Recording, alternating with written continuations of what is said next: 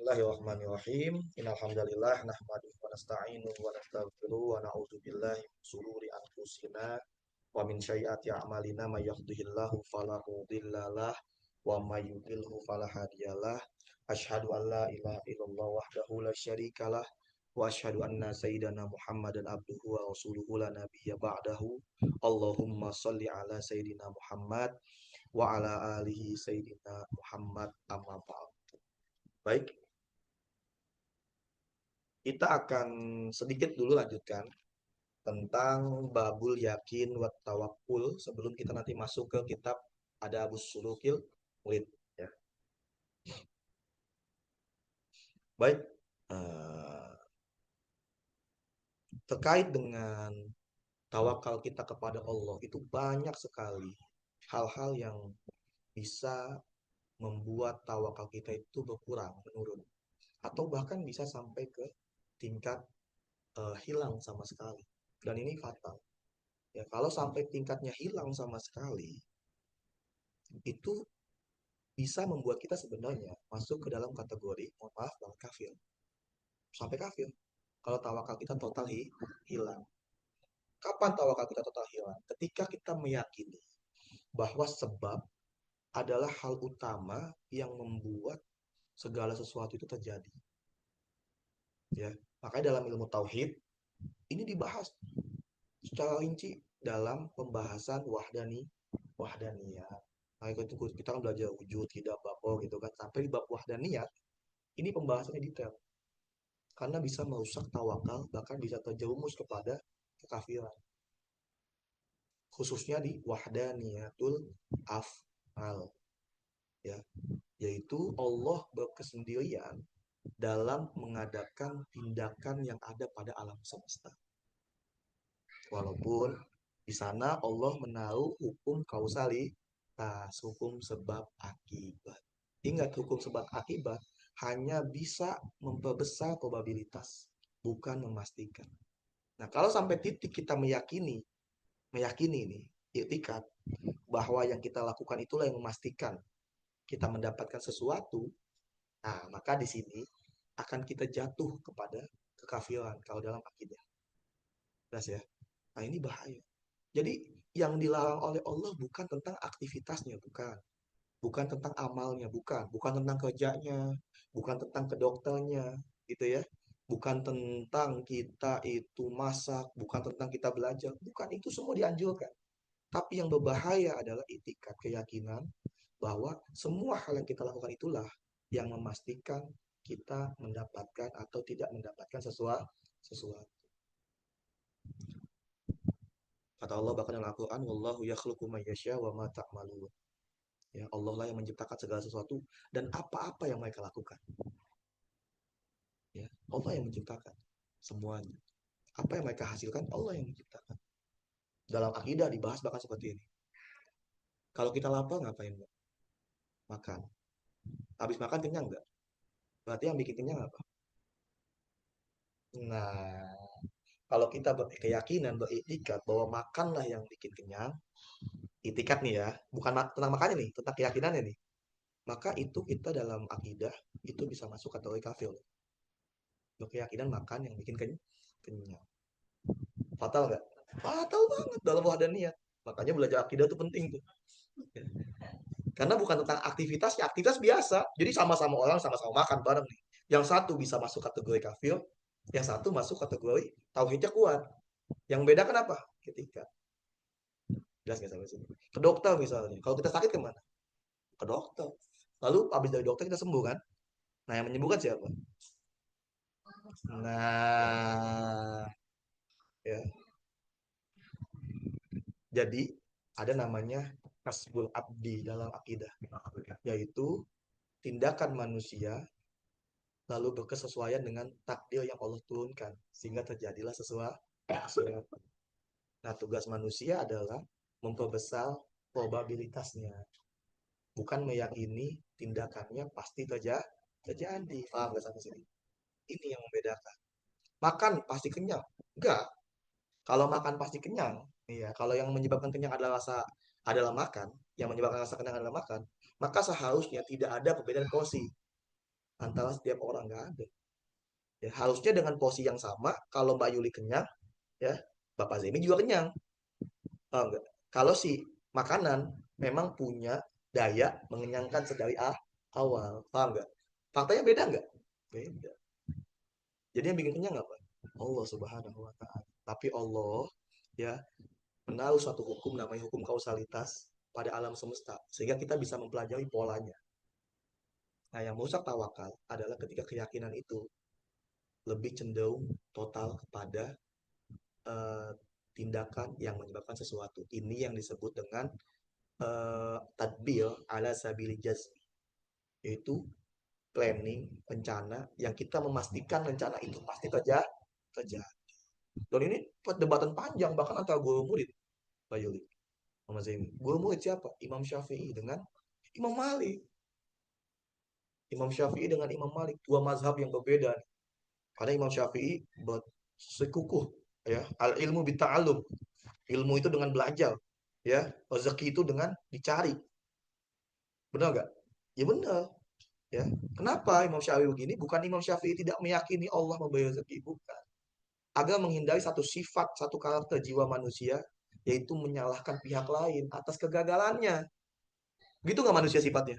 Victim namanya. Menyalahkan pihak lain atas kegagalan diri sendiri. Dengan mengatasnamakan takdir untuk membenarkan kegagalan yang padahal bukan takdir. Dia males, kaslun. Dianya males, tapi mengatasnamakan takdir. Bukan berarti Imam Syafi'i akidah wahdaniyatnya tidak kuat, enggak. Tapi Imam Malik juga ingin mengajarkan bahwa tidak semua yang kita rencanakan pasti terjadi. Ya, bahkan yang tidak kita rencanakan, kalau emang Allah inginkan itu terjadi, terjadi.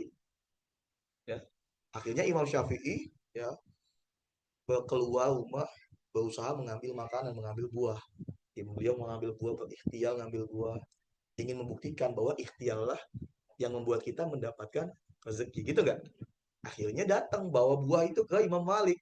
Wahai guruku, silakan dicoba, dimakan. Guruku tahu nggak saya dapat dari mana? Saya dapat dari usaha saya memetik di pohon, menandakan bahwa rezeki memang harus kita jemput. Kata Imam Malik. Terus saya gimana? Saya nggak ngejemput loh, dia datang sendiri gitu ya. Kan kamu yang bawain. Nah, dua-duanya benar nggak berarti? Dua-duanya benar. Yang masalah adalah keyakinan yang salah. Jadi bukan tindakannya. Ya, Imam Malik bukan karena males waktu mendapatkan rezeki gitu kan. Tapi Imam Syafi'i juga bukan karena meyakini bahwa ada kekuatan selain Allah yang bisa mendatangkan hasil. Enggak, tapi dua-duanya pepaduan. Itulah disebut dengan tawakal. Usaha tanpa meniadakan peran Allah Subhanahu wa taala. Jelas ya? Nah, tapi ketika usaha kita meniadakan peran Allah, di sanalah potensi hilang tawakal kita. Nah, ini ada dalam hadis Rasulullah SAW ya, di hadis ke-40 74. Hadis ke-74 di bab yakin dan tawakal.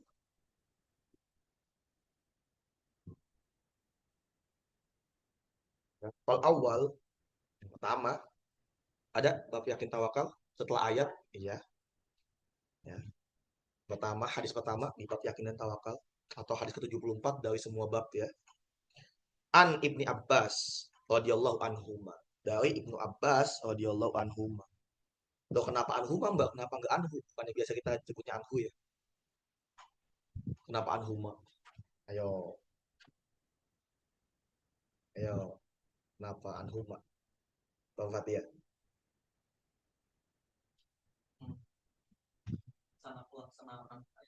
Nah, karena antara dia dan bapaknya sama-sama sahabat, ya. Kalau nama dia berlaku di dalamnya nama ayahnya juga sahabat, maka kita anhuma keduanya, gitu. Yaitu Ibnu Abbas, yaitu Abdullah bin Abbas. Ya, bin Abdul Muthalib. Abdullah nama anaknya, itu Abbas. Ya, Abbas nama ayahnya yang juga paman Nabi Muhammad SAW. Begitupun nanti Ibnu Umar, Abdullah bin Umar bin Khattab gitu ya. Radhiyallahu anhu. Tapi kalau Umar bin Khattab saja itu radhiyallahu anhu. Karena Khattab ayahnya Umar bukan sahabat gitu ya. Itu cara kita dalam mengucapkan radhiyallahu anhu. Kalau perempuan radhiyallahu anha, ya jangan anhu. Sayyidah Aisyah radhiyallahu anha, nggak boleh anhu, ya, karena perempuan, ya. Terus sedikit, ya, tambahan. Qala, ya, Ibnu Abbas berkata, qala Rasulullah sallallahu alaihi wasallam. Rasulullah sallallahu alaihi wasallam bersabda, "Uridat alayya al-umamu." Uridat ditampakkan, dipresentasikan oleh Allah Subhanahu wa taala alayya kepadaku al-umamu, ya, umat-umat yang banyak, umat-umat manusia yang banyak. Nanti di padang mahsyar nih ya, Rasulullah mendapat visi, mendapat penglihatan tentang padang mahsyar, gitu ya. Masih hidup Rasulullah, tapi Rasulullah dapat visi penglihatan tentang padang mahsyar. Nanti dalam ilmu tasawuf teman-teman nih, ini menandakan bahwa ada loh alam lain namanya alam jinat, ya. Iya, nanti di pembelajaran tasawuf ke sana tuh harinya tuh. Yang kita ini alam nasud, ya, alamud dunia namanya. Alam fisik, ya, alam zahir, alam dunia, alam manusia. Di balik alam manusia beriringan bersamaan dengan ini semua nih, ada namanya alamul mungkinan. Alam potensi yang tidak terikat oleh ruang, tidak terikat oleh waktu. Dari sinilah kita bisa mengakses tentang masa depan, masa lalu, dan lain sebagainya. Pernah kebayang nggak kenapa ada orang yang terinspirasi tiba-tiba bikin kamera di tahun 1930 misalnya? Kan kamera belum ada kan? Terus terinspirasi dari mana itu? Nah, mereka mengakses alam ini, alam malakut, yang disebut dengan alam imajiner, alam imajinasi. Ya, alam malakut kapan kita bisa akses? Setiap hari sebenarnya. Itu pasti tidur, mimpi. Mimpi itu alam malakut, alam imajiner. Disinilah, ya, yang goib-goib jin segala macam ada, tidak terikat oleh ruang dan waktu. Ya. Oh, iya. Tapi nanti ada orang-orang yang Allah berikan kepada dia kemampuan pataknya, ya, bisa memandang alam imajiner ini sehingga bisa terhalang dari ruang dan waktu, terlepas dari ruang dan waktu. Disebutnya dengan kasyaf namanya, mukasyafah. Bisa melihat sesuatu yang jaraknya jauh atau melihat sesuatu yang akan terjadi. Nah, Rasulullah tuh saling ahli dalam mengakses alam ini. Selain Rasulullah ada nggak? Ada. Sayyidina Umar bin Khattab. Ketika beliau sedang khutbah, tiba-tiba beliau bilang, awas ada musuh di kanan, mundur, mundur, mundur. Selang maju lewat kiri, misalnya gitu. Ketika khutbah, lah, para sahabat bingung. Ini Umar bin Khattab lagi ngomong apa?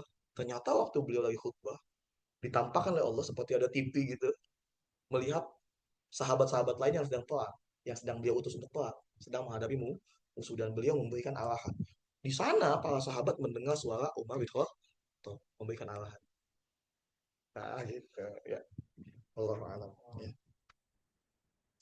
Alam malakut sampai seperti itu. Ini beda sama yang tadi.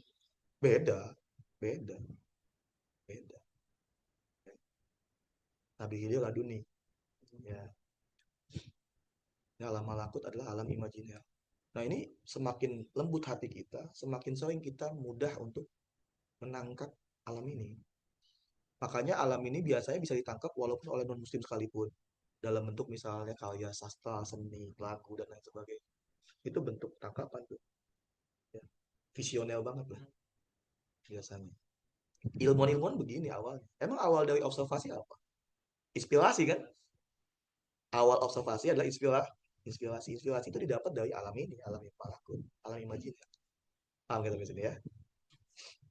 Nah, Rasulullah mendapatkan ini visioner tentang eskatologi, tentang hari akhir, tentang padang mahsyar. Ya. Nah, faraitu an-nabiyya ma'ahu ruhaitu wan-nabiyya ma'ahu al-julu wa walujulan. Ya. Aku melihat ada nabi yang bersamanya hanya ada 10 orang pengikut. Gak banyak. Pengikutnya cuma 10. Ya. Wa ma'ahu al-julu wa walujulan. Ada juga nabi yang cuma ada satu atau dua pengikut. Kira-kira nabi tersebut misalnya ya, itu sesuatu yang buruk nggak buat dia? Menjatuhkan harga dirinya nggak kalau cuma pengikutnya 10 2? Enggak ya. Itu sebenarnya isyarat buat kita. Tugas kita hanya menyampaikan. Jangan ekspektasi orang harus ikut. Udah sampaikan sebaik yang kita bisa. Hati orang itu Allah yang pegang. Allah yang membolak-balikan hati. Ya. Jadi nggak apa-apa kalau kita ngajak orang cuma satu dua yang ikut. Atau nggak ada yang ikut sama sekali nggak apa-apa. Tapi tugas kita selesai yaitu menyampaikan. Tentu dalam menyampaikan agar orang ikut juga pentingnya yang namanya strategi. Penting sekali yang namanya tahapan-tahapan dakwah. Nggak boleh sembarangan juga Mbak Yuli.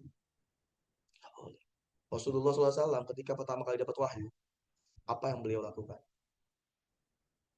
Dakwah terang-terangan, sembunyi-sembunyi. Siapa yang direkrut? Istrinya, orang terdekat kan. Habis itu sahabat terdekatnya Abu Bakar Siddiq, Sayyidina Ali bin Abi Thalib, Utsman bin Affan, Abdurrahman bin Auf, Umar bin Khattab dulu masih against, masih lawan, ya enggak? Kenapa seperti itu? Agar ide ini, gagasan ini, pandangan ini tidak layu sebelum berkembang. Kalau kita punya ide, punya gagasan, langsung menyampaikan kepada orang yang punya potensi melemahkan semangat kita, lepas. Kita berhenti, akhirnya nggak mau lagi lah untuk praktek, nggak mau lagi untuk dakwah. Takut jadinya, ngepel, jipel gitu kan. Kenapa? Karena yang kita sampaikan kepada orang yang tidak menerima langsung. Sedangkan mental kita belum kuat. Maka Rasulullah SAW strategi dakwahnya luar biasa. Pilih-pilih orang, orang terdekat, gitu. Yang potensial harus kita ajak. Baru setelah udah kuat, yaitu ditandai dengan masuk Islamnya Umar bin Khattab, apa yang terjadi? Terang-terangan terbuka. Kenapa? Gagasannya udah kokoh, gagasannya udah meyakinkan, mentalitasnya udah kuat, dia udah pede untuk tampil keluar. Baru. Nah, nanti kita akan ada latihan di sini, ya, latihan kultum. Nah iya, latihannya ke orang terdekat dulu, dengerin dulu gitu. Ya. Bagaimana kita bisa dakwah keluar? Kalau di internal aja kita tidak bisa menyampaikan. Nah, latihan. Kalau sahabat dulu begitu dilatih sama Rasul, pelan-pelan. Jelas ya. Adapun kalau kita sudah menyampaikan mereka nggak ikut, nggak apa-apa. Kita nggak dibebankan terhadap penyampaian kita. Yang orang lain nggak ikut. Yang penting kita sudah menyampaikan. Para Nabi pun begitu. Udah nyampein ya udah. Mau ikut juga enggak ya udah. Allah yang menentu. Walai sama aku ada bahkan ya seorang Nabi. Walai sama aku ahadun. Yang satu pun nggak ada sama Nabi tersebut. Satu pun nggak ngikut lagi sama aku. Satu pun nggak ikut. Nah, ya. Iz'ufi Ali sawadun ya azimun ya. Kemudian Ufi Ali ya ditampakkan kepadaku sawadun azimun, satu kepulan orang yang banyak. Sawadun azim, kepulan orang, kepulan seperti asap hitam gitu, banyak artinya, banyak sekali umat. Fazonantu annahum ummati, kemudian zonantu aku mengira, ya aku berpasang ke kata Rasulullah bahwasanya mereka itu adalah umatku. Aku mengira itu umatku yang banyak itu gitu. Fakila lalu dikatakan kepada aku fakila, Allah Subhanahu wa taala mengabarkan Haza Musa wa qaumuhu, itu Nabi Musa dan kaumnya. Jadi yang banyak itu bukan kaummu, itu kaum Nabi Musa. Jadi Nabi Musa salah satu nabi yang sukses rekrutmennya. Banyak yang jago dalam rekrut. Nah, Bani Israel. Bani Israel. Oke. Lakin, nah, akan tetapi unzul ilal ufuk. Lihatlah di ufuk, di ujung. Ya, matamu. Ujung ufuk. Ya. Fanazotu faiza sawadun azimun. Ya. Aku kemudian melihatnya. Dan di sana ada lagi kepulan orang yang banyak. Di ufuk itu banyak banget. Fakilali lalu dikatakan lagi kepadaku, unzur ilal ufuk akhwal. Lihat di sudut yang lain. Di sudut sana ada banyak saun azam, di sudut yang lain ada juga. Ya, ada faiza sawadun azimun, ada lagi tuh. Ya, kumpulan orang yang banyak. Fakilali kemudian dikatakan kepadaku hazihi ummatuka, itulah umat. Berarti lebih banyak dari umat Nabi Musa. Ujung ke ujung, ujung ke ujung umatnya Nabi Muhammad. Nah, yang menarik nih, wa ma'ahum, ya, dan bersama dengan setiap orang dari kepulan itu, ya, kan kepulan banyak nih. Setiap satu orang ma'ahum, ya, itu sab'una alfan, ada 70.000 orang, ya, ada 70.000 orang, ya dakhulunal jannata bighairi hisabin wala azabin, yang masuk surga tanpa dihisap, tanpa dihitung-hitung lagi Mbak Yuli, tanpa diazab, tanpa dicelupin dulu kenal, nggak dihisap, nggak dihitung dalam mizan, dan nggak masuk neraka dulu, langsung masuk surga, nggak melalui siratal mustaqim, langsung terbang dia. Ada 70.000 orang, dan itu kata para ulama 70.000 itu di setiap generasi, setiap abad, ya, setiap abad ada 70.000. Oh, pertanyaan kita termasuk nggak gitu kan, ya. Ya. Tumana hado fadakhola manzilahu fakhodon nasu fi ulaikal lazina yadkhulunal jannata bighairi hisabin wala azabin. Ya, kemudian beliau berhenti dan masuk ke manzilahnya, ke ruangannya. Kan ruangan Nabi sebelah Masjid Nabawi, ya. Masuk ke ruangannya. Fakhodon nasu, kemudian manusia itu berbisik-bisik. Manusia itu menggunjing, ya bukan menggunjing, maksudnya ngobrol-ngobrol santai, ya, membahas topik ini nih.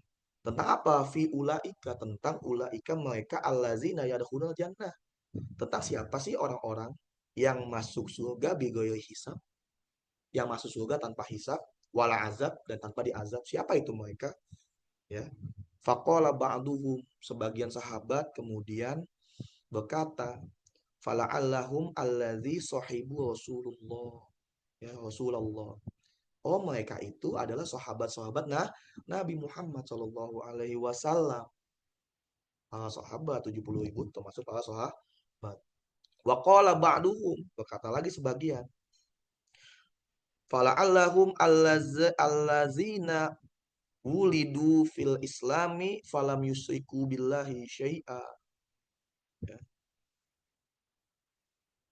Mereka itu adalah orang-orang yang dilahirkan sebagai Islam, ya, yang terlahir sebagai Islam, falam yusriku billahi syai'a, dan mereka tidak mensyirikkan, tidak bersekutu, ya, kepada sesuatu selain Allah, tidak menduakan Allah sama sekali. Berarti terkait dengan tauhid di sini kan. Ini kan bisik-bisiknya sahabat nih. Oh enggak, sahabat yang masuk surga tanpa hisab.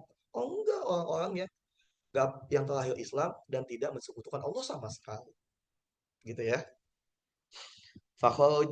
Fazakau asya'a, ya.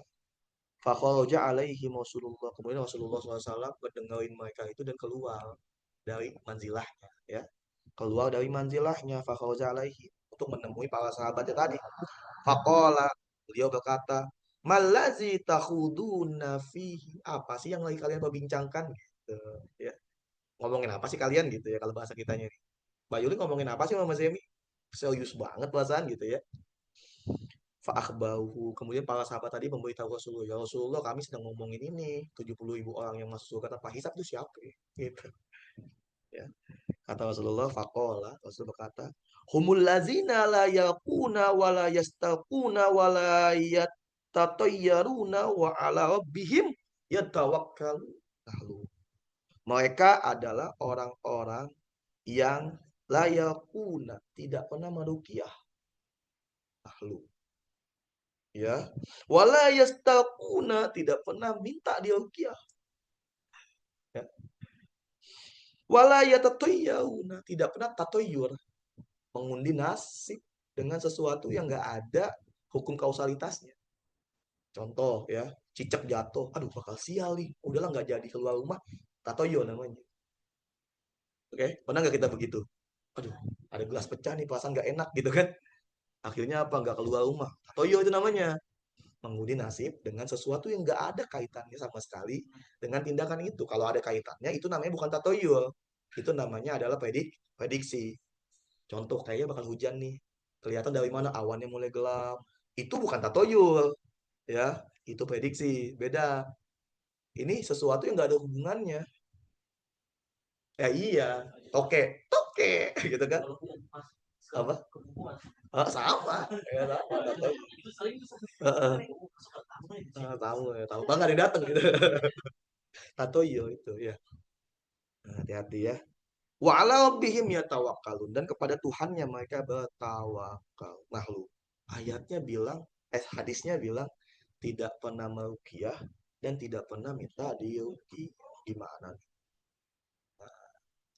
Ya, padahal di hadis lain ada seseorang yang diminta tolong untuk meruqyah. Terus dibacakan surat Al-Fatihah, sembuh, dikasih hadiah kambing. Dia bingung nih, kambing halal apa enggak? Gitu kan? Nanya sama Nabi Muhammad, ya Rasulullah, nih kambing saya halal apa kagak? Kata Rasulullah, sembelih bagi saya. Gitu. Kalimat sembelih bagi saya isyaratnya apa? Halal. Rasulullah makan juga. Berarti ruqyah boleh dong. Tapi hadisnya begini. Nah, ini pentingnya kita Thariqatul Jam'i namanya. Ngumpulin hadis-hadis yang satu pembahasan. Agar apa? Tidak ada kontradiksi. Kalau kita cuma baca satu hadis, langsung nih, oh, kalau Ruqyah berarti ya tidak masuk golongan 70.000 ini.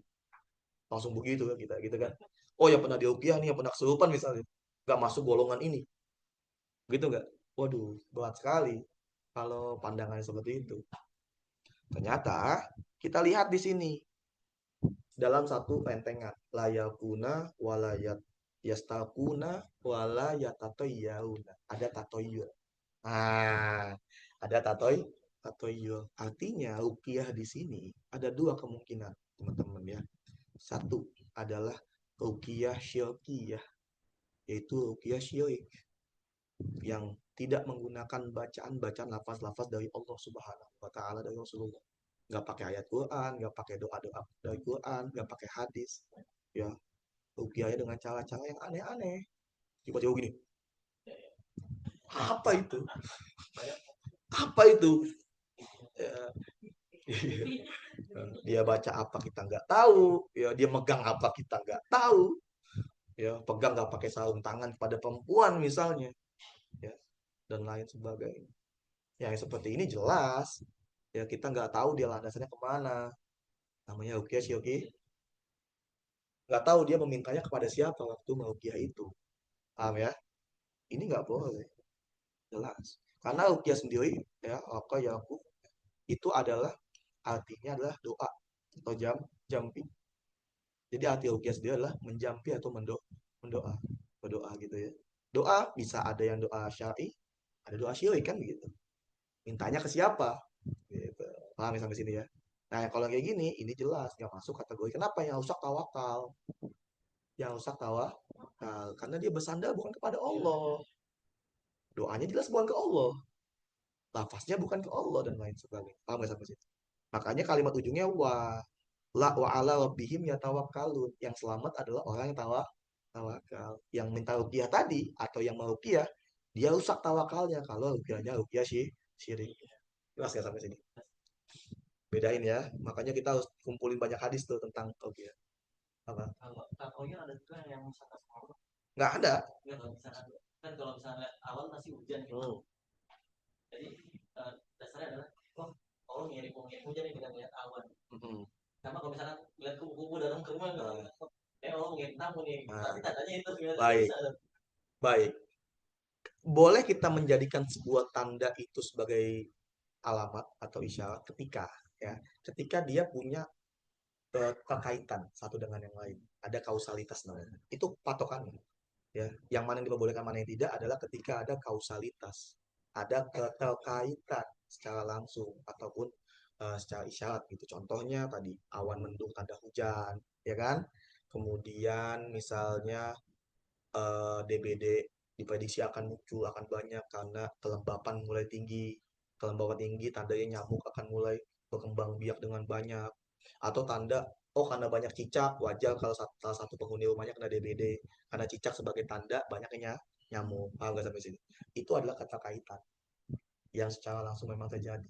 Adapun kalau keterkaitannya tidak ada indikasi apapun secara logis, itu bisa masuk kategori tatoyul sebenarnya, ya, yang tidak ada keterkaitan sama sekali. Adapun beda dengan filosatul mukmin, beda. Firasat itu beda. Kalau firasat itu boleh, firasat itu boleh, tapi tidak mengaitkan dengan kejadian yang tidak berkaitan itu.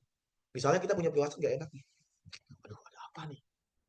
Misalnya gitu ya, ternyata firasat kita benar, misalnya orang tua kita meninggal, ada firasat gitu. Ya itu nggak ada masalah kalau itu mbak. Ya itu nggak ada masalah firasat.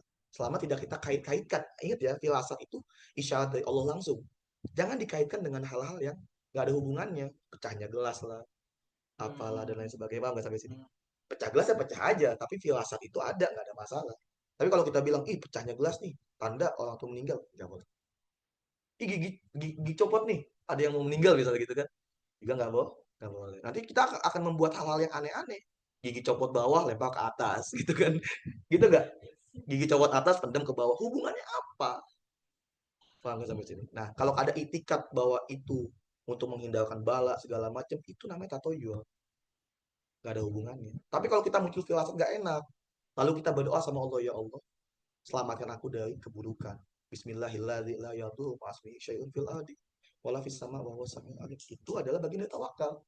Karena firasat mukmin itu adalah hak, kata Allah Subhanahu, kata Nabi Muhammad SAW. Berhati-hatilah dengan firasatnya orang beriman, gitu, firasat, intuisi, ya itu nggak ada masalah. Tapi menjadikan sesuatu yang nggak ada hubungannya sebagai tanda, ya, terjadinya sesuatu, nah itu enggak.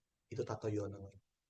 Nanti ujung-ujung kita ngelakuin hal yang aneh-aneh, ngundi nasib dengan cara melempar dadu, ya. Kalau keluar ganjil berarti jangan lakuin. Kalau keluar genap berarti lakuin. Atau kita ngundi bahkan dengan Quran. Tatoyul di Quran ada loh. Tandanya gimana? Ya Allah, salah gitu ya. Saya pengen melakukan sesuatu tapi takut nih. Terjadi apa enggak ya? Ya Allah, saya gunakan Quran. Kalau saya buka ayatnya ayat positif, berarti saya lakukan. Tatoyul tuh nggak ada maknanya sama sekali tuh. Pas dibuka, wah positif nih, jalanin. Wah negatif nih ayat tentang neraka nih, berarti jangan dilakuin. Itu bukan mengambil hidayah, bukan mengambil petunjuk dari Quran, bukan. Itu menjadikan Quran sebagai alat undi nasib. Lah iya, nanti nyalain Quran kalau salah, nyalain Allah. Bahaya ini. Tatonya tuh begitu, ya. Adapun kalau kita mengambil pelajaran dari Quran, kita baca Quran, ada ayat-ayat yang membuat kita tersentuh gitu kan, lalu dengan sentuhan itu misalnya ada bisikan di hati kita dari Allah, lakukan apa yang kau niatkan. Nah, itu nggak ada masalah. Itu nggak ada masalah. Tapi kalau dari awal kita menjadikan Quran sebagai alat undi nasib, jangan. Ya, ya. Ini banyak yang begitu. Banyak banget yang begitu. Hati-hati ya. Atau yo itu namanya. Kita azan dulu sebentar. Benar-benar dia kebakar. Nggak ada. Sangat mungkin dia sedang acting. Karena setan tidak takut dengan bacaan Quran kita. Setan takut dengan bacaan Quran yang penuh dengan tawakal kepada Allah. Karena takut sama Allahnya. Paham ya? Karena setan pun bisa baca Quran. Jadi pun bisa baca Quran. Hafal dia Quran. Bisa-bisa kita dikoreksi. Bacanya salah tuh, tadi itu salah gitu ya. Ada loh yang kayak gitu. Ya. Lucu banget kan? Ada. Ya. Kalau saya sosok rupiah satu. Dia nggak bisa baca Quran. Dibaca sama setannya, oh bisa baca Quran. Karena saya punya teman banyak yang kayak gitu. Karena semangat pengen ikut rupiah, baca Quran sebelepetan, rupiah. Ya. Terbakar. Kan aneh gitu. Karena aneh, bacanya belum tentu benar. Panjang pendeknya salah, artinya beda. Terbakar dari mana tuh setan? Acting doang. Nah, bahayanya apa ketika dia acting? Bahayanya nih adalah hati kita muncul penyakit namanya ujub, setan bisu. Itu bangga tanpa ada pembanding. Namanya setan bisu. Wih, hebat nih, gue udah bisa rupiah. Buktinya setan kelagepan gitu kan, kebakar, panas dan lain sebagainya. Padahal setannya ketawa-tawa. Kena lu gitu kan. Kena jebakan gue lu. Ingat, setan itu lemah, tapi tipu dayanya kuat. Makanya dia makhluk yang lemah tapi pintar. Salah satu bentuk kepintarannya adalah kita nggak bisa lihat dia, sehingga dia bisa manipulasi kita. Paham nggak sampai sini? Dan dia bisa yajri min ibni Adam majodam, ya, bisa mengalir dalam peredaran darah manusia. Manusia dia tahu tuh isi jantung kita tuh, degupannya tuh, degup bangga, degup sombong, degup sedang emosi, tahu dia. Nah, ketika degup sombong ataupun ujub itu udah mulai muncul, ditiup sama setan dengan cara dia acting. Pura-pura bakal. Agar apa? Sasaran dia bukan si yang diukia, bukan. Sasaran dia adalah si perukianya. Agar muncul di hatinya sombong, ujub. Atau nanti ngebandingin dengan ustadz lain. Dia waktu ngerukiah, pasiennya nggak teriak-teriak. Sama gua mah sampai kejang-kejang tuh setan, gitu kan. Muncul gitu nggak? Yang tadinya ujub menjadi sombong. Takabur kan membandingkan. Merendahkan orang lain. Bahaya nggak? Potensi yang kedua yang ini. Rukiahnya memang syar'i, tapi motif di hatinya bisa berubah. Jadi alasan saya berhenti rukiah yang kedua, karena saya nggak mau motif di hati saya itu berubah. Atau motif rukiahnya karena ingin mendapatkan dunia, menjual ayat Quran dengan dunia.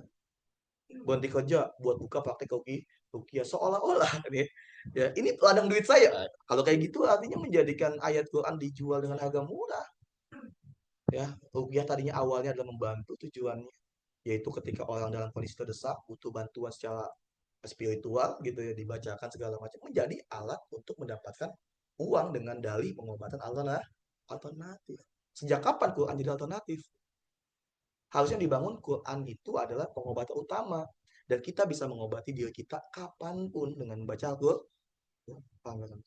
Harusnya dilatih adalah tajwidnya, tahsinnya, belajar ya, latihan baca Quran di rumah, dikasih wirid Quran. Itu harusnya, bukannya disuruh datang buat diruqyah terus. Sekarang kalau dia buka praktik klinik ruqyah, berarti harapan dia apa? Banyak orang serupan. Paham nggak? Nah, ini kalau dalam tasawuf, banyak orang yang belok di perjalanan menuju Allah. Belok kemana? Belok menikmati yang namanya ilmu-ilmu hikmah, pengobatan alternatif, dan lain sebagainya. Awalnya benar Mbak Yuli, tujuan ngajinya tuh pengen dekat sama Allah. Dia dapat ilmu-ilmu beginian, baik itu ruqyah atau ilmu hikmah. Akhirnya dia tergoda dan belok. Fokusnya malah ke sana, ngedalami ilmu hikmah, bukan pengobatan alternatif, ngajinya berhenti. Dan makanya kata para ulama, al istiqomah khairun min alfi karomah.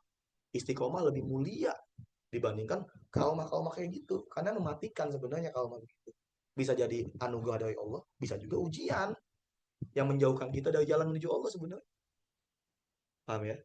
Jadi kalau kita udah mulai belajar agama, tasawuf segala macam, lalu kita malah fokus ke ilmu-ilmu syariat misalnya, yang lebih dekat kepada Allah, itu malah bagus. Malah kalau kita fokus ke ilmu batinnya, hikmah-hikmah segala macam, nah ini akhirnya bikin fitnah di kalangan tasawuf. Seolah tasawuf itu adalah ilmu klinik, ya enggak? Padahal nggak ke situ ilmu tasawuf. Itu mah cuma serpihan-serpihan aja. Paham ya? Nah ini bahaya sekali tawakal ketika rusak. Dampaknya nama baik Islam jatuh. Ya, Islam dianggap agama terbelakang, yang apa-apa mistis. Ya enggak? Apa-apa klinik.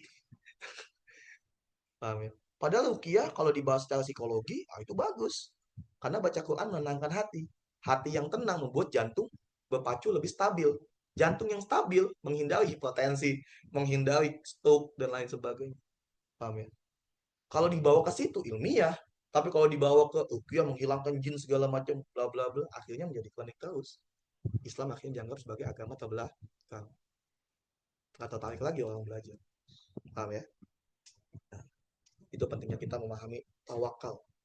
Ya. Bagi pasien, ngomongin atau yang kalau di dari Sulawesi ketergantungan. Kalau misalnya kita bilang saya mau ke dokter saya cocok ya. Enggak, enggak. Ingat ya, ketika kuncinya adalah adakah ketergantungan kita itu berkaitan dengan hukum kausalitas yang Allah terapkan. Kalau ada, nggak ada masalah. Ternyata setelah kita uji coba nih, misalnya kita observasi 3 kali 4 kali ke dokter ini, anak kita sembuh gitu ya, ke dokter yang lain sampai 4 kali berobat nggak sembuh sembuh. Bukan dokter itu menyembuhkan, mungkin analisa dokter ini lebih mendekati tepat gitu. Oh iya, pas kita sebutkan kita sakitnya yang dewasa, gejalanya begini begini begini, analisanya pas nih. Oh berarti obatnya ini, dikasih tepat obatnya tuh. Nah itu nggak ada masalah. Sama kayak kita ke konsultan, kita punya bisnis nih, ke konsultan ini sukses, yang ini nggak sukses. Bukan berarti kita menganggap ini mengetahui masa depan, bukan. Analisa dia lebih mendekati benar. Itu nggak ada masalah, namanya probabilitas. Gitu ya. Kita ke Perukiah, yang satu bacaan Qurannya bagus, yang satu bacaan Qurannya berantakan. Kita milih yang bagus, nggak ada masalah itu mah. Ya, karena memang bacaan Quran bagus menentukan dia sebagai ahli Quran atau tidak. Bagaimana bisa dia menjadi perukiah kalau dia nggak baca Quran tiap hari? Cirinya apa ya? Dibaca dia berantakan, dari mana baca Quran? Berarti tiap hari nggak pernah nyentuh. Gitu ya. Paham ya? Nah, kayak gitu, Pak. Toyo itu nggak seperti itu ya. Gitu. Jadi bukan tentang tindakannya atau pilihan kita, tapi adakah sandaran logisnya ya yang membuat kita ke sana tanpa menghilangkan bahwa Allah lah yang menyembuhkan. Namanya itu yang disebut, kita sering sebut disyariatin, diikhtiarin gitu kan, gitu bahasanya. Jadi bahasa syariatin itu bukan kita ke dukun kemana, bukan. Kita mencari jalan sesuai syariat yang lebih mendekati pada potensi berhasil. Masalah berhasil atau gagal Allah Subhanahu wa taala. Itu nggak masuk tatoyul. Iya ya. Iya. Kayak gitu aja. Jelas ya. Nah, lalu di sini ada pelajaran penting juga nih. Ketika kita dapat tentang ilmu beginian, ya, misalnya ada ilmu yang menarik, yang bikin kita tergugah gitu. Kan ini Rasulullah bilang 70.000 orang masuk surga tanpa hisab. Harusnya kita kalau di zaman itu ada kita, atau bakal keinginan nggak? Gue pengen masuk golongan ini nih, gitu nggak? Pengen nih bagian daripada 70.000 nih, gitu kan? Nah, maka yang dituntut oleh Allah kepada kita ketika kita mendapatkan informasi, mendapatkan pelajaran adalah kita bersegera, ya, bersegera untuk mengambil, untuk mendapatkannya. Namanya ruhul istijabah, responsif.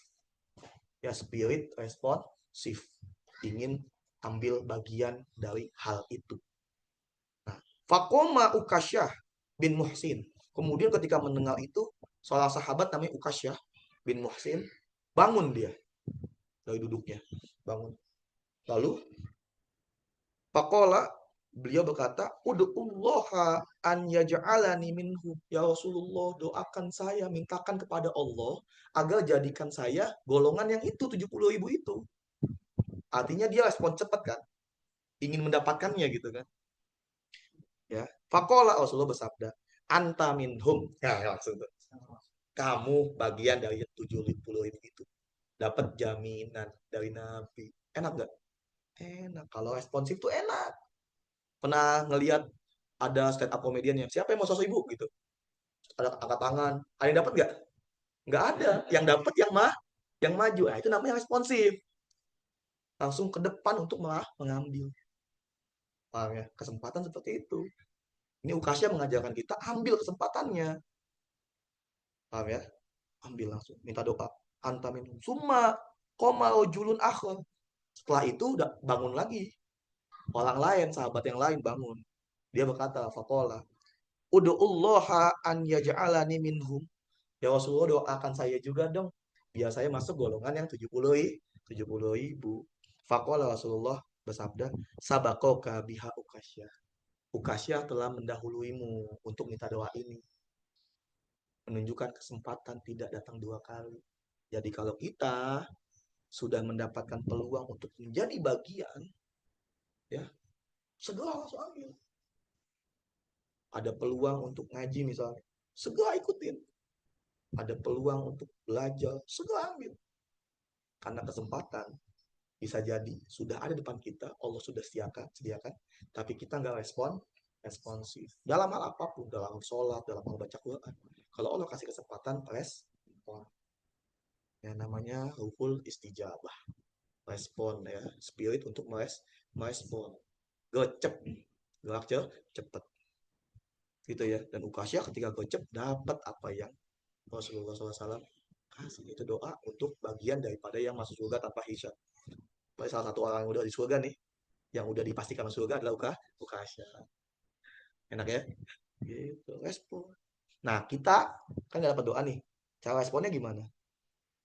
Masuk golongan yang gak pernah diruqyah, gak minta ruqyah, ya, gak pernah meruqyah, gak minta ruqyah, gak tatoi, yo dan tawakal. Kita berarti respon ke situ, maksudnya gitu. Dapat ilmu tentang tawakal, masuk gitu. Dia masuk golongan yang 70 i. 70 i. Paham ya? Ada pertanyaan nggak sampai sini?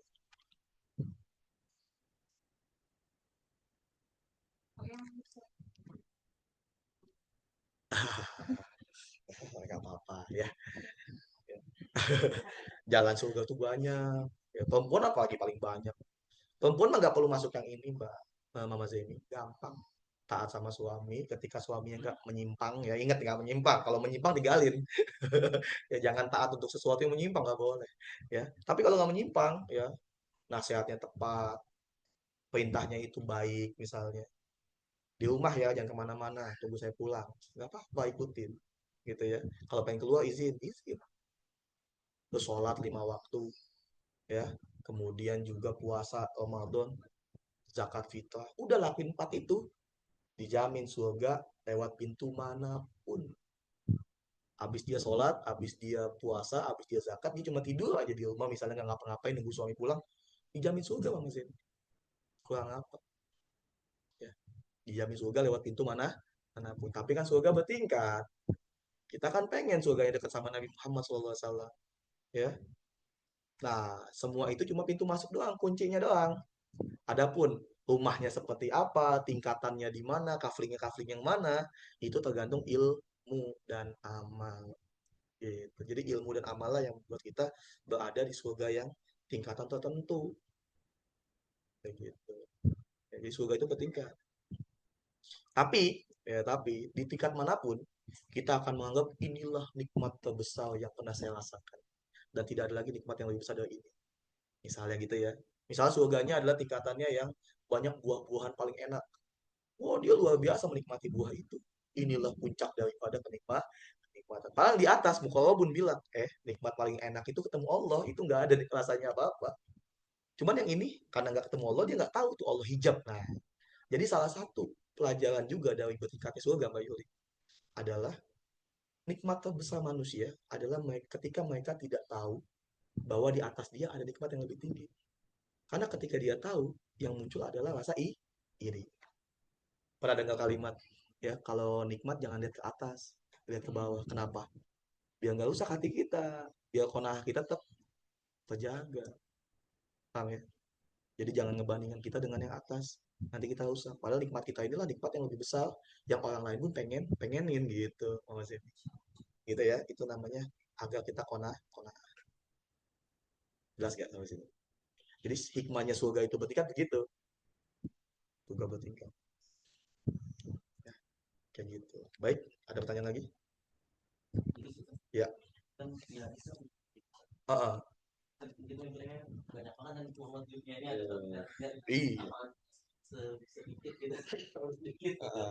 Uh. Kan 70.000 Pak kata para ulama di setiap abad. Bukan di bawah ini kan ada setiap 100 tahun. 70.000 kali 70.000-nya apa? Mana tuh?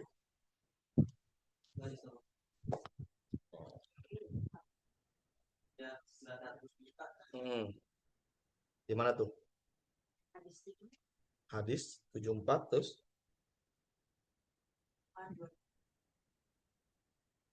3 oh, 374. Mana 374? Mana?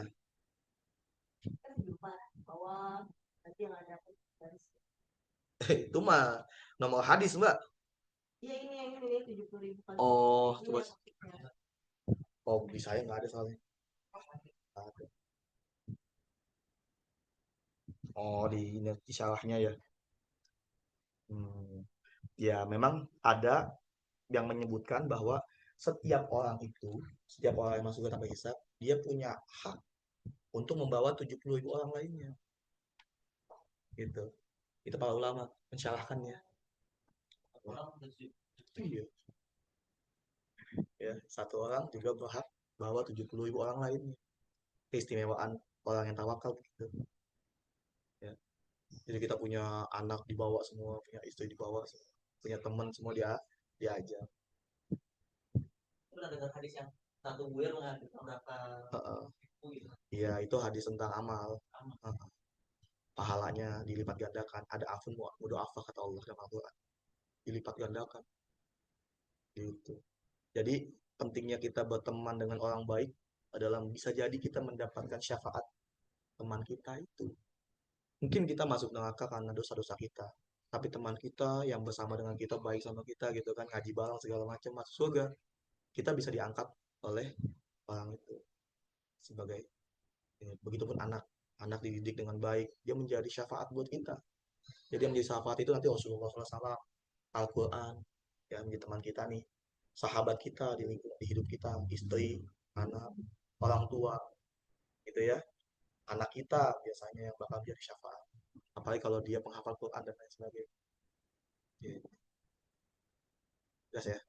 Jadi gitu. Jadi banyak sekali manfaat yang Allah berikan pada kita. Jadi sebenarnya nggak ada alasan kita nggak masuk surga. Kita nggak syirik aja. Udah tuh nggak tatoyur dan lain sebagainya. Nggak syirik aja, nggak kedukun. Ya, nggak menjadikan zodiak sebagai keyakinan ya, buat lucu-lucuan candaan mah ya udahlah, tapi kalau buat keyakinan oke chaos ya, chaos.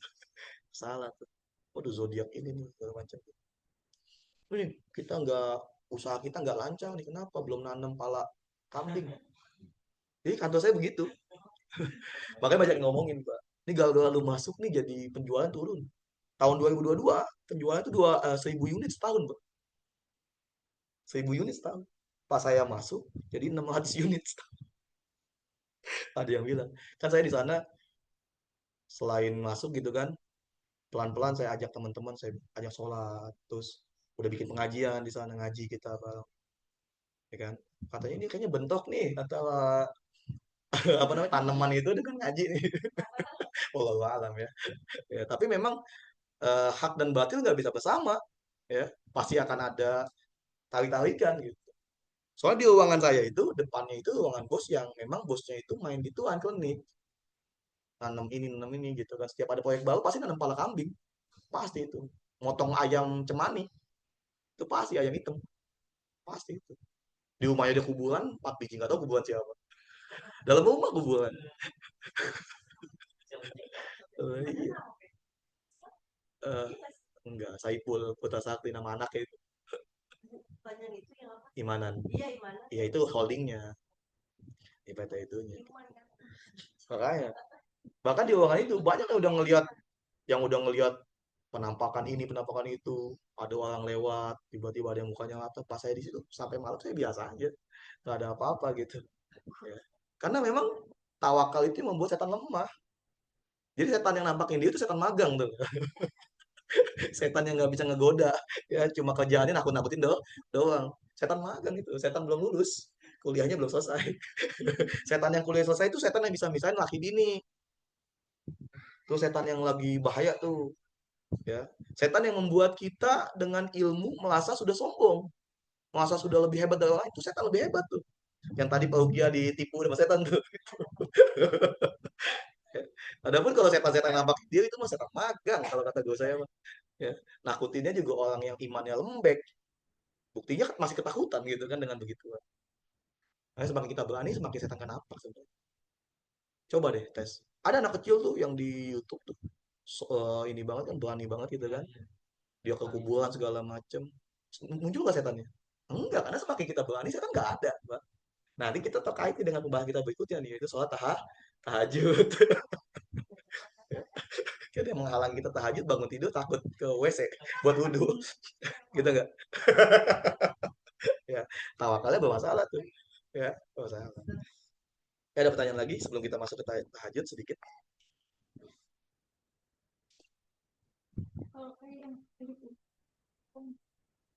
Ah, iya, itu sebenarnya termasuk. Ya, tapi ya kita juga dalam dakwah jangan ekstrim ya. Ekstrim itu apa? Mentang-mentang kita belajar tawakal, menghindari tatoyo gitu ya.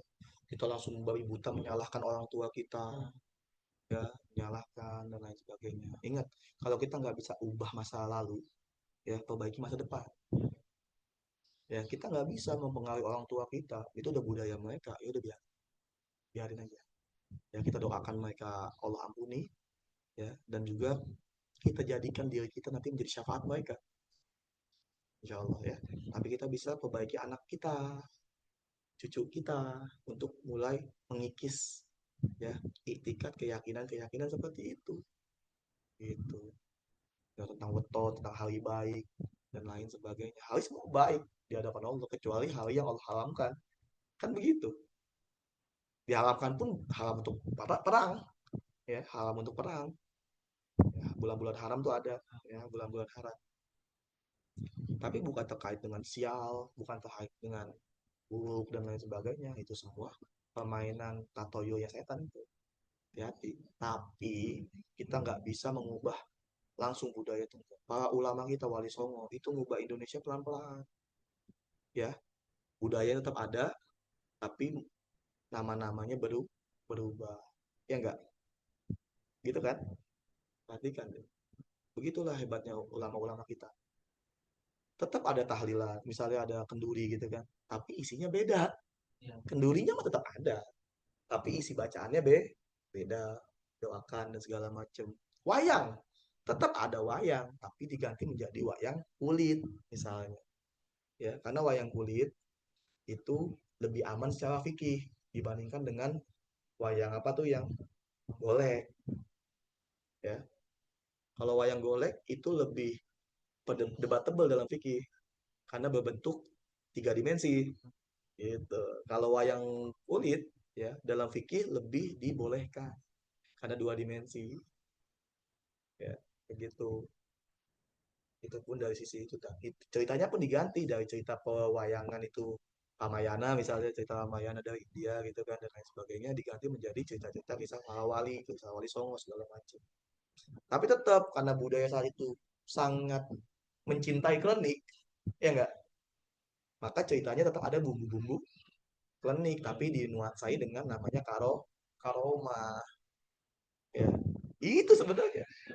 Iya, nuansa-nuansa karoma agar apa tetap orang tertarik gitu. Jadi dalam dakwah juga strateginya nggak bisa langsung. Tapi ketika di zaman sekarang orang pandangan terbuka, karomah itu sudah mulai dipahami secara makna gitu kan, bukan sekedar kehebatan ini itu, kita fokus sama istiqomahnya gitu, ilmunya dan lain sebagainya. Maka yang begitu-gituan mulai dikurangin ya, agar kita cinta kepada para wali bukan karena cinta pada karomahnya dan kita berhasrat untuk kayak dia karomahnya, bukan. Tapi kita mempelajari ilmunya, bagaimana dia bisa dapat ilmu itu, perjalanan panjangnya. Itu yang disebut dengan kita manakiban, membaca biografi untuk melihat napak tilas perjuangannya dalam belajar ilmu, bukan melihat ujung dari pencapaian di dia. Paham ya? Jadi semakin era modern sekarang, kurang-kurangin yang sifatnya karomah dan klinik. Karena bisa menjadi fitnah dan malah orang makin gak tertarik. Kalau dulu itu tertarik banget karena budayanya seperti itu.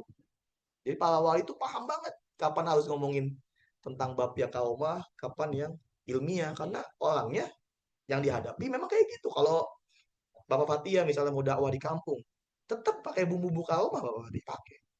Agar apa? Dia masih mau ngaji gitu. Guru saya di awal-awal juga pakai bumbu-bumbu karomah, tapi nggak diperbanyak. Pas udah mulai pada paham, udah tuh hilang semua tentang bab karomah. Babnya ilmu semua, tafsir lah, hadis lah, mustalah hadis segala macam, puyeng-puyeng gitu. Udah hilang tuh bab karomahnya tuh. Tapi di awal-awal itu semangatnya karena bab itu kan. Wah ini dulu saya ingat banget waktu bapak saya masih ada gitu kan diinget ngomongin gini. Yan ngaji yang ngaji. Kalau lu ngaji lagi nih, lu baca bismillah aja bisa jalan di atas air gitu. Kata dia gitu. Ya. Kan bingung tuh, ini apa maksud tapi semangat gak jadinya. Kayak superhero gitu kan, bisa jalan di atas air gitu. Ya. Nah itu mah bumbu-bumbu biasa. Paham ya? Dalam dakwah penting juga ada itu. Tapi jangan berlebihan. Jangan berlebihan. Oke? Okay? Baik, cerita sedikit aja tentang terakhir sampai mana nih, Mbak? Tentang wirid Quran kan, jauh banget. Nah, ini dia. Di yang pasalnya adalah wayan bagi lil muridi an yakuna abadan nasi anil maasi. Tentang wirid ya. Wayan bagi an yakuna lahu wiridun. Hendaklah bagi seorang manusia, bagi seorang murid itu punya wirid ya. Ya, wirid. bukunya beda, Pak. Belum fotokopi ya. Nah, itu bisa banget. Ada? Ketemu? Belum? Nah, terakhir itu kita di kata-kata waman alima wama amila, ya, waman alima wama amila. Sekarang kita masuk ke wal yakun laka ayuhal murid, ya, hazun minat tahajudi. Nah, itu hazun minat tahajud.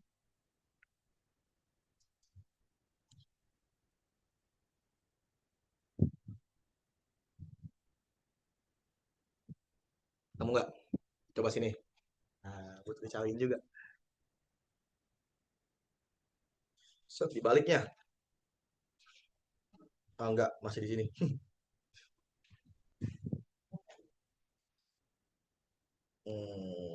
Kalau bainal jahil. Oh, enggak, di baliknya udah.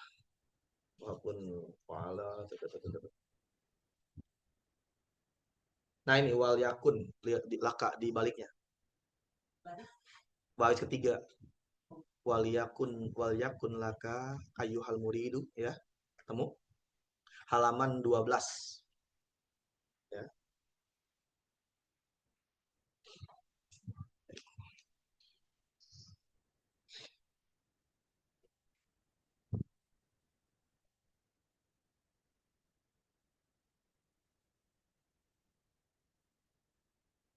Baik.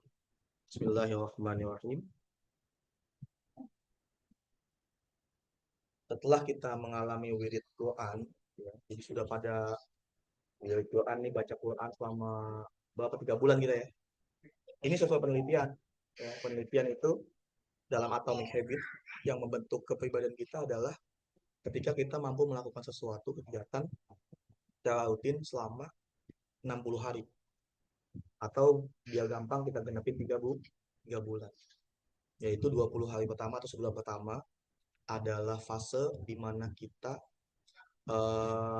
mencoba untuk menampilkan hal baru, melakukan hal baru. Biasanya di fase sebulan awal ini beratnya luar biasa, benar nggak? Berat nggak baca Quran? Berat sebulan awal, ya. Kenapa? Karena otak kita atau hati kita belum bisa menerima kegiatan baru itu sebagai sesuatu yang positif, ya. Sama kayak kita ngaji di awal-awal, berat nggak? Berat. Ada aja alasannya pengen libur, ada aja alasan pengen libur, pasti itu berat. Nah, lalu masuk ke fase kedua, yaitu 20 hari kedua. Ini adalah fase di mana otak kita sudah mulai bertanya, mana sih yang lebih baik antara aktivitas lama dengan aktivitas baru. Di sanalah mulai ada tuh, ya. Yang satu adalah ngapus yang lama gitu. Yang kedua ini adalah membandingkan, ya. Ya, membandingkan antara yang lama dengan yang baru. Nah, fase ketiga, 3 bulan berikutnya adalah fase di mana otak kita mulai menginstal kegiatan baru itu sebagai aktivitas utama kita. Nah, nanti setelah itu tuh, setelah 3 bulan itu, kalau kita nggak ngelakuin apa yang udah menjadi habit kita itu, akan ada rasa yang hilang. Begitu nggak? Kalau udah biasa tiap habis maghrib baca Quran, tiba-tiba nggak baca, itu nggak enak. Karena kehilangan kebiasaan. Nah, ngebangun kebiasaan itu yang disebut dengan wirid. Ya, kita menjadikan aktivitas amal itu sebagai aktivitas harian kita. Nanti wirid macam-macam. Ya, ada yang wiridnya baca Quran, ada yang wiridnya duha, ada yang wiridnya tahajud, ada yang wiridnya adalah zikir, ada yang wiridnya adalah belajar mengajar gitu kan, macam-macam. Nanti temukan wirid kita, tapi dalam tasawuf kita belajar semuanya dulu atau aku rasain semuanya dulu selesai. Nanti masing-masing mungkin beda wiridnya. Mbak Yuli mungkin wiridnya baca Quran, mungkin ya. Mama Zemi senangnya di duha misalnya. Nah, itu akan seperti itu, nanti ketemu deh, akan ketemu wiridnya masing-masing. Nah, kalau udah ketemu duitnya masing-masing, disitulah kita akan merasakan bahwa kegiatan kita itu menjadi kegiatan rutin yang tidak lagi memberatkan, bahkan menyenangkan buat kita. Ya, misalnya saya dapat duitnya adalah ngajar dan belajar gitu kan. Maka ngajar buat saya ada sesuatu yang menyenangkan, bukan lagi beban. Ya mau itu pulang malam, mau itu berangkatnya pagi, mau itu ngantuk, jalan aja. Karena itu adalah rehat jiwa saya sebenarnya. Itu adalah charge-nya saya gitu. Itu adalah bentuk saya mendapatkan kembali rasa dekat kepada Allah Subhanahu wa taala. Ya, rehatnya di situ. Nanti kalau Mama Zemi dapatnya dibaca Quran, Ketika nggak baca Quran kayak ada hilang gitu. Justru kalau baca Quran malah menyenangkan hatinya. Nah, itu udah mendapat tuh ya spirit daripada baca Quran. Paham ya? Nah, kita sekarang akan masuk ke spirit yang kedua yaitu tahajud. Nah, berarti siap-siap nih praktek tahajud nih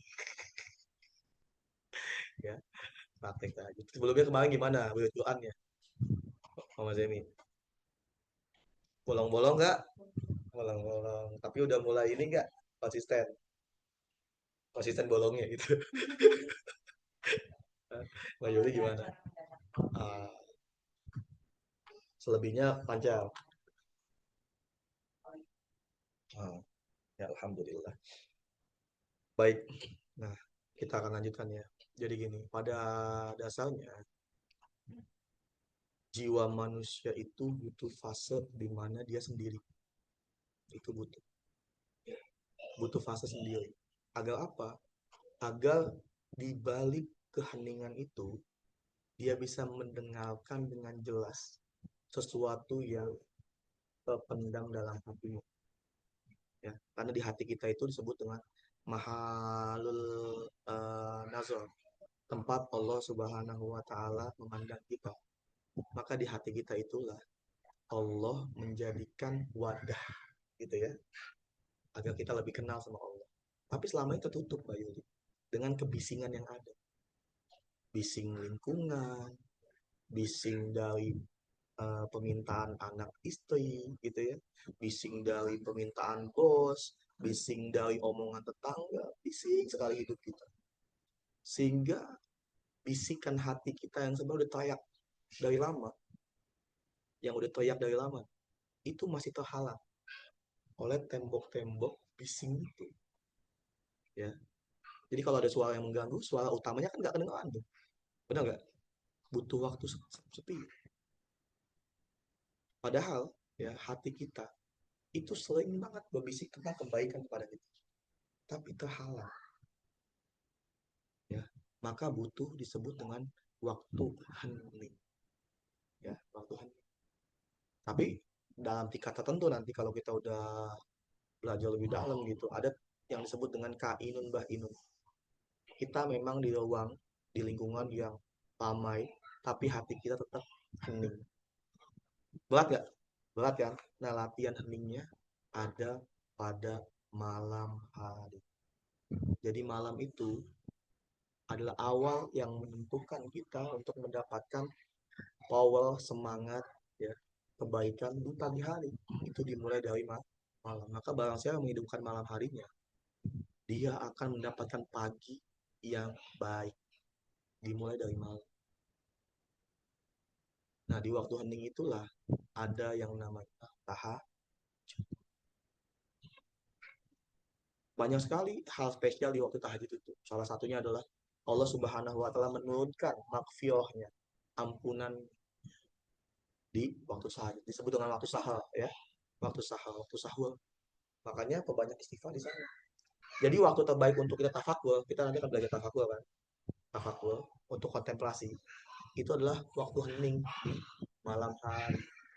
Kita bisa jernih itu menilai diri kita ya, kesalahan kita di siang hari apa aja, kesombongan kita apa aja, ujub kita apa aja. Jadi kalau kita pengen lembut hatinya Mbak Yuli, ya perbanyak waktu tafakur di malam hari. Dimulai dengan tahajud. Ya, tahajud adalah cara kita mendapatkan kesadaran, mendapatkan kebeningan hati, karena butuh waktu hening. Nah itu dilatih. Maka di sini wal yakun laka, hendaklah bagimu wahai murid, ayuhal murid, hazun minat tahajudi, ya, mempunyai porsi untuk melakukan tahajud, untuk menghidupkan tahajud di waktu malam. Kenapa? Ya. Fa'innal laila, karena sesungguhnya waktu malam itu waktu kholwati al-abdi ma'a maulahu. Waktu seorang hamba itu berduaan dengan Robnya dengan Allah Subhanahu wa Ta'ala. Waktu paling bening kita untuk mendengarkan ya nurani kita berbicara.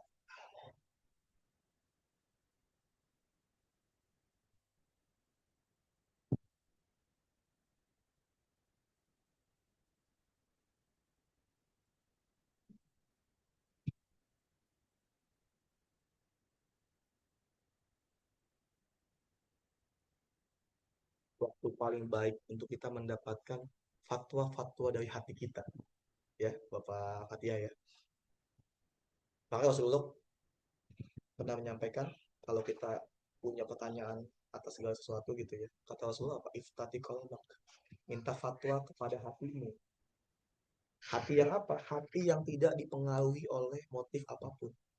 Hati yang bening. Hati yang bening itu adalah sebenarnya lisanul hakiki, yaitu Allah Subhanahu wa taala sedang mengirimkan pesan ke hati kita. Cuman kalau siang hari biasanya nih nggak kedengaran. Karena apa? Suglun, karena kesibukan kita. Sibuk mendengarkan si A, sibuk mendengarkan si B, sehingga sulit banget untuk mendapatkan jawaban valid dari pertanyaan kita dari hati kita. Bahkan jawaban itu terkadang bias dengan motif syahwat nafsu kita. Tapi kalau kita di malam hari, di waktu hening, dan kita mencoba untuk menyingkirkan semua bisikan-bisikan syahwat kita di malam, coba untuk semua ini mungkin mendengarkan apa yang dikatakan hati kita, di situ kita akan mendapatkan jawaban dari permasalahan hidup kita. Iftati kolbak tuh, minta fatwa ke hati kita. Ketika itu yang bicara sebenarnya Allah Subhanahu wa taala dengan tahajud itu. Faksil fihi minat tadarru'i wal istighfar. Nah, apa yang kita lakukan di waktu tahajud? Perbanyak tadarru, perbanyak tadarru, yaitu merendahkan diri kita di hadapan Allah Subhanahu wa taala, ya. Banyak tafakur. Jadi habis tahajud nih, habis tahajud kita mulai muhasabah, ya hasibu qabla an tuhasabu. Hisaplah diri kalian sebelum Allah yang menghisap. Bagaimana menghisapnya? Gitu kan? Kita hitung apa yang menjadi salah kita, apa dosa kita di hari itu, ya. Bagaimana karakter kita, adakah ucapan kita yang tidak tepat pada para orang tua kita, pada anak kita, kepada istri kita. Lalu istighfar, minta ampun kepada Allah dan minta dilembutkan hati kita. Nah, kalau tiap hari kita lakukan, ya nanti hidup hati kita. Jadi cara kita menghidupkan hati adalah dengan menghidupkan malam. Ya, kalau pengen siangnya itu lembut, gak gampang kepancing, maka hidupkanlah malam dengan tafakur dan istighfar, dengan tadarruk merendahkan diri di hadapan Allah dan istighfar. Abu Nuwas sampai sekarang dikenal, ya. Sampai sekarang kita kenal namanya, kita sebut ya Abu Nawas. Kenapa? Karena beliau punya satu ungkapan namanya iri, ilahilas tulil firdausi ahla, gitu kan, pengakuan. Didapat dari mana? Waktu malam. Bilang tidur atau setelah bangun tahajud. Nah, gitu ya. Wanaji rabbaka bilisan zillati wal ittirar, ya. Dan kita minta kepada Rabb kita, ya. Kita minta munajat. Munajat itu berbisik. Makanya disebut munajat, ya. Artinya bukan ucapan secara keras, tapi bisikan lembut. Munajat. Kadang mulut gak berbicara, tapi hati mengeluarkan isi hatinya melalui tangisan. Itu namanya munajat. Ya. Berbisik-bisiklah kepada Allah dengan lisan yang zillah, dengan lisan yang penuh kelemahan, penuh kerendahan, dan penuh rasa luluh lantah. Kenapa? Ketika kita penuh kelemahan, penuh kerendahan di hadapan Allah, penuh luluh lantah, maka itu bisa membangun rasa butuh kepada Allah. Nah, rasa butuh inilah yang membuat kita selalu menjadikan Allah sebagai tujuan hidup kita. Mas ya. Jadi langkahnya gitu ya, sholat tahajud, Lalu kita tafakur tentang kesalahan kita, akui aja, jangan mengelak, akui kesalahan kita hari itu, lalu minta sama Allah dengan rendah diri kepada Allah. Ya.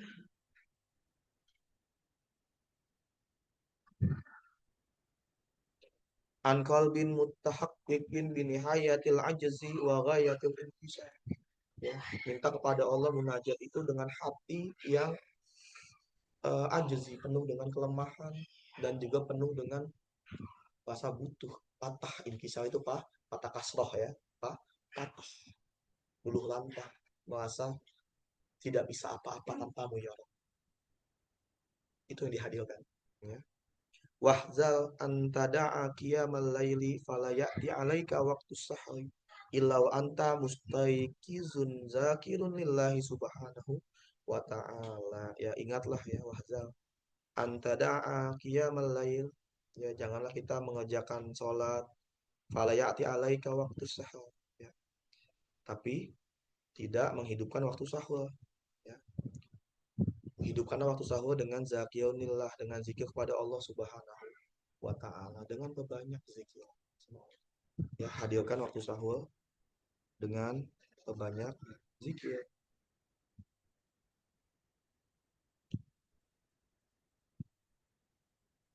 Jangan sampai tidak ada waktu sahur sama sekali. Kita manfaatkan. Nah, maka kita melatih diri kita dengan wirid yang namanya tahajud. Seminggu 3 kali deh minimal. Seminggu 3 kali minimal setelah tahajud. Gak usah banyak-banyak. 2 rakaat misalnya. Lalu witir 3 rakaat gitu ya. Gak usah banyak-banyak. Waktunya jangan terlalu malam ya. Kalau emang kita pengen ngambil waktu sahur setengah 4 misalnya, oke, setengah 4. Atau kalau kita memang pengen tidur lagi habis sholat, misalnya ya, ambilnya jam 1:30, jam 2. Sholat kita 15 menit, ya, setengah jam, baru tidur lagi.